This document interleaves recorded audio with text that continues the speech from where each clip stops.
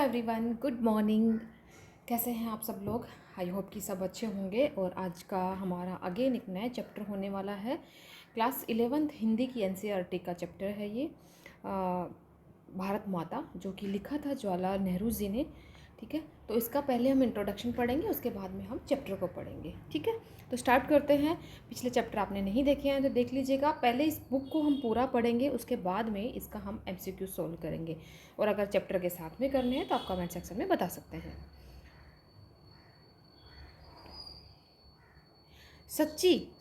सच्ची संस्कृति को दुनिया के हर कोने से प्रेरणा मिलती है, लेकिन वह अपनी ही धरती पर पैदा होती है और उसकी जड़ें जन मन में समाई रहती हैं। यह किसने लिखा था? भारत की खोज उपसंहार। ओके, भारत नेहरू जी ने ये लाइन एग्जाम में ऐसे कैसे आ सकती है कि ये लाइन दे दी जाएगी और पूछ लिया जाएगा कि ये किस ने लिखा, यानी जवाहरलाल नेहरू जी ने लिखा या फिर किस में लिखा? तो भारत की खोज चैप्टर में इसमें लिखा है। जवाहरलाल नेहरू जी का जन्म 1889 में इलाहाबाद यूपी में हुआ था। 1889 में इनका जन्म हुआ था। ठीक है, इलाहाबाद यूपी में। और इनकी आत्मकथा है मेरी कहानी।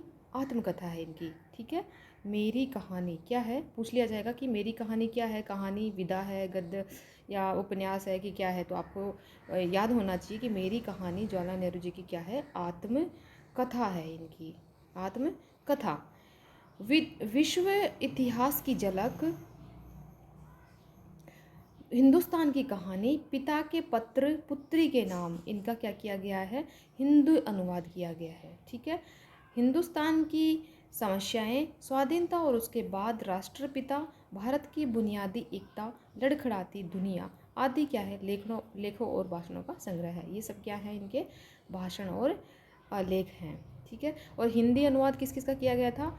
विश्व इतिहास की झलक, विश्व इतिहास की झलक, हिंदुस्तान की कहानी और पिता के पत्र पुत्री के नाम, इनका क्या किया गया है? हिंदी अनुवाद किया गया है। 3 चीज़ें हैं। सन 1964 में इनकी मृत्यु हुई। 1889 में इलाहाबाद यूपी में इनका जन्म हुआ था। ओके, और 1964 में इनकी मृत्यु हो गई। ठीक है, जवाहरलाल नेहरू का जन्म इलाहाबाद के एक संपन्न परिवार में हुआ था। उनके पिता वहाँ के बड़े वकील थे। क्या थे ये? बड़े वकील थे। नेहरू की प्रारंभिक शिक्षा घर पर तथा उच्च शिक्षा इंग्लैंड में हैरो तथा कैम्ब्रिज में हुई। कहाँ हुई? हैरो तथा कैम्ब्रिज में हुई। तो ये याद रखने की ज़रूरत है कि इनकी प्रारंभिक शिक्षा घर पर और उच्च शिक्षा इंग्लैंड में हुई थी। इंग्लैंड में भी कहाँ पे? हैरो तथा कैम्ब्रिज में हुई थी। वहीं से वकालत की पढ़ाई भी की, लेकिन नेहरू पर गांधी जी का बहुत प्रभाव पड़ा। उनकी पुकार पर वे पढ़ाई छोड़कर आज़ादी की लड़ाई में जुट गए। आगे चलकर सन 1929 में वे भारतीय राष्ट्रीय कांग्रेस के लाहौर अधिवेशन के अध्यक्ष बने। किसके अध्यक्ष बने? लाहौर अधिवेशन के अध्यक्ष बने। ठीक है, पूछ लिया जा सकता है एग्जाम में एज इट इज एमसीक्यू देके कि उसके अध्यक्ष बने। तो लाहौर अधिवेशन के अध्यक्ष बने 1929 में। और पूर्ण स्वतंत्रता की मांग की। नेहरू का झुकाव समाजवाद की ओर तभी भी रहा, समाजवाद की ओर भी रहा। सन 1947 में जब भारत स्वतंत्र हुआ तो नेहरू जी पहले प्रधानमंत्री बने और भारत के निर्माण में अंत तक जुटे रहे। उन्होंने देश के विकास के लिए कई योजनाएं बनाई, जिनमें आर्थिक और औद्योगिक प्रगति तथा वैज्ञानिक अनुसंधान से लेकर साहित्य, कला, संस्कृति आदि क्षेत्र शामिल थे। नेहरू जी बच्चों के बीच चाचा नेहरू के रूप में जाने जाते थे। शांति, अहिंसा और मानवता के हिमायती नेहरू ने अंतर्राष्ट्रीय स्तर पर विश्व शांति और पंचशील के सिद्धांतों का प्रचार किया। प्रस्तुत पाठ हिंदुस्तान की कहानी का 5वां अध्याय है। कौन सा अध्याय है? 5वां अध्याय है। किसका? हिंदुस्तान की कहानी का। ठीक है, ये याद रखने की जरूरत है। 5वां अध्याय है। अंग्रेजी से भाषांतर हरिभाऊ उपाध्याय ने किया। किसने किया? अंग्रेजी से भाषांतर किसने किया? इसको हरिभाऊ उपाध्याय ने किया। इसमें पंडित नेहरू ने बताया है कि किस तरह देश के कोने कोने में आयोजित जलसों में आकर वे आम लोगों को बताते थे कि अनेक हिस्सों में बटा होने के बाद भी हिंदुस्तान एक है। इस अपार फैलाव के बीच एकता के क्या आधार हैं और क्यों भारत एक देश है। जिसके सभी हिस्सों की नियति एक ही तरीके से बनती बिगड़ती है। यही पूरे पाठ की विषय वस्तु है, जो इस पाठ में बताया जाएगा भारत माता में, कि कुछ भी हो जाए लेकिन फिर भी इतना फैलाव के बाद में भी हमारा भारत के बीच में क्या है, एकता है। इसी क्रम में पंडित नेहरू ने भारत माता शब्द पर भी विचार किया है और उनका निष्कर्ष है कि भारत माता की जय का मतलब यहाँ के करोड़ों करोड़ लोगों की जय। तो ये याद रखने की ज़रूरत है कि भारत माता का मतलब क्या है, कि यहाँ के करोड़ों करोड़ लोगों की जय। कहने की ज़रूरत नहीं कि अपने छोटे आकार के बावजूद इस लेखक का कथ्य अत्यंत विराट और प्रस्तुतिकरण पैना है। अब हम पढ़ेंगे इस चैप्टर को, जिसका नाम है भारत माता, जो कि 5वें अध्याय से लिया गया है। ठीक है, किसके 5वें अध्याय से लिया गया है? हिंदुस्तान की कहानी के 5वें अध्याय से लिया गया है। ठीक है, हिंदुस्तान की कहानी। और इसका भाषांतर किसने किया था? हरिभाऊ उपाध्याय ने। कुछ चीज़ें हैं जिनको याद रखने की ज़रूरत है। हरिभाऊ उपाध्याय ने इसका भाषांतर किया था, यानी कि इसको हिंदी में लिखा था। अक्सर जब मैं एक झलसे से दूसरे झलसे में जाता होता और इस तरह चक्कर काटता रहता होता था, तो इन झलसों में मैंने अपने सुनने वालों से अपने इस हिंदुस्तान या भारत की चर्चा करता। भारत एक संस्कृत शब्द है। क्या है? भारत एक संस्कृत शब्द है और इस जाति के परंपरागत संस्थापक के नाम से निकला हुआ है। मैं शहरों में ऐसा बहुत कम करता था, क्योंकि वहाँ के सुनने वाले कुछ ज़्यादा ही शाने थे और उन्हें दूसरे ही किस्म की ग़िज़ा की ज़रूरत थी। लेकिन किसानों से उनका नज़रिया महदूद था। मैं इस बड़े देश की चर्चा करता जिसकी आज़ादी के लिए हम लोग कोशिश कर रहे थे, और बताता कि किस तरह देश का एक हिस्सा दूसरे देश से जुदा होते हुए भी हिंदुस्तान एक था। मैं उन मसलों का जिक्र करता जो उत्तर से लेकर दक्षिण तक और पूरब से लेकर पश्चिम तक किसानों के लिए यकसा और स्वराज्य का भी जिक्र करता, जो थोड़े लोगों के लिए नहीं बल्कि सभी के फायदे के लिए हो सकता था। मैं उत्तर पश्चिम में खैबर के दर्रे से, ठीक है, खैबर के दर्रे से लेकर दूर दक्षिण में कन्याकुमारी तक की अपनी यात्रा का हाल बताता और यह कहता कि सभी जगह किसान मुझसे एक से सवाल करते, क्योंकि उनकी तकलीफ़ें एक सी थी, यानी गरीबों, कर्जदारों, पूंजीपतियों के शिकंजे, जमींदार, महाजन, कड़े लगान और सूद, पुलिस के जुल्म, और ये सभी बातें एक ही गुथी हुई थी उस ढड्ढे के साथ जिसे एक विदेशी सरकार ने हम पर लाद रखा था, और उनसे छुटकारा भी सभी को हासिल करना था।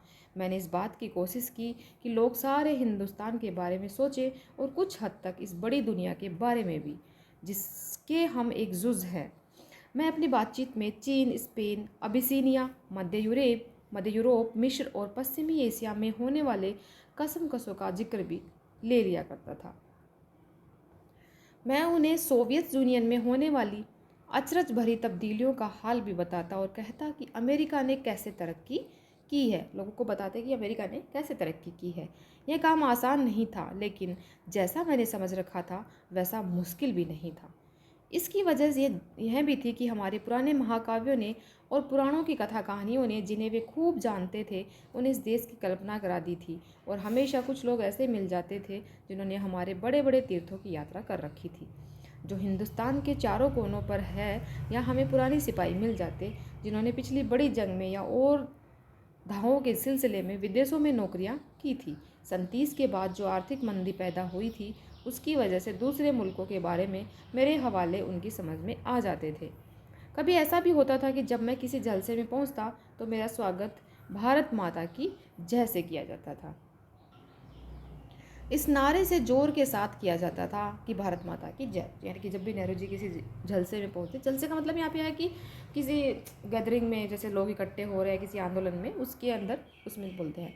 मैं लोगों से अचानक पूछ बैठता कि इस नारे से उनका क्या मतलब है, यह भारत माता कौन है। यानी कि नेहरू जी पूछते कि भारत माता कौन है भाई, किसकी जय कर रहे हो, जिसकी वे जय चाहते हैं। मेरे सवाल से उन्हें कुतूहल और ताज्जुब होता कि ये कौन सा सवाल है, और कुछ जवाब नहीं बन पड़ने पर वे एक दूसरे की तरफ या मेरी तरफ देखने लगते। कोई उनके पास जवाब नहीं होता।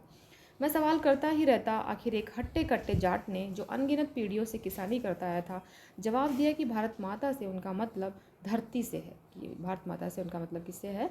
धरती से है। कौन सी धरती? खास उनके गांव की धरती, या जिले की, या सूबे की, या सारे हिंदुस्तान की धरती से उनका मतलब है? इस तरह सवाल जवाब चलते रहते, यहाँ तक कि वे ऊब कर मुझसे कहने लगते कि मैं ही बताऊँ। मैं इसकी कोशिश करता और बताता कि हिंदुस्तान वह सब कुछ है जिससे इन्होंने समझ रखा है, लेकिन वह उससे भी बहुत ज़्यादा है। हिंदुस्तान की नदी और पहाड़, जंगल और खेत जो हमें अन्न देते हैं।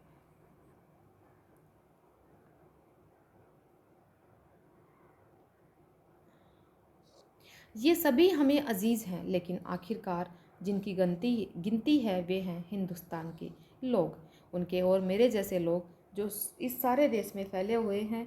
भारत माता दरअसल यही करोड़ों लोग हैं, और भारत माता की जय से मतलब हुआ इन लोगों की जय का, कि भारत माँ की जय के से क्या मतलब हुआ कि इन्हीं लोगों की जय का मतलब होता है।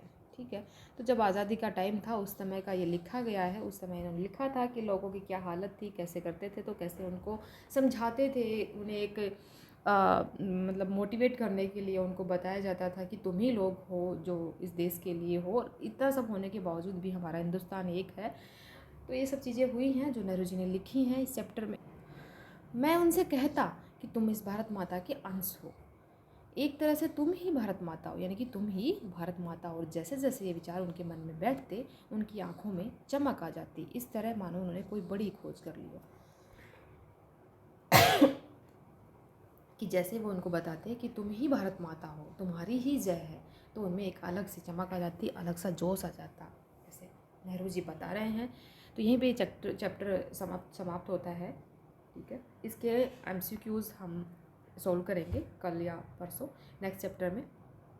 Okay, thank you so much. मिलते हैं एक नए चैप्टर के साथ में, और ऐसे ही हम सारे चैप्टर्स कंप्लीट करेंगे। अगर आपको कुछ इसमें कुछ करना है तो बताइएगा मुझे, जैसा भी होगा मैं इसको अलग तरीके से करने की कोशिश करूँगी। लेकिन मेरा प्लान है कि मैं इसको MCQ भी अलग से एक बना के पहले हम पढ़ेंगे, फिर उसको हर चैप्टर का MCQ सोल्व करेंगे। Okay, thank you so much. मिलते हैं एक नए चैप्टर के साथ।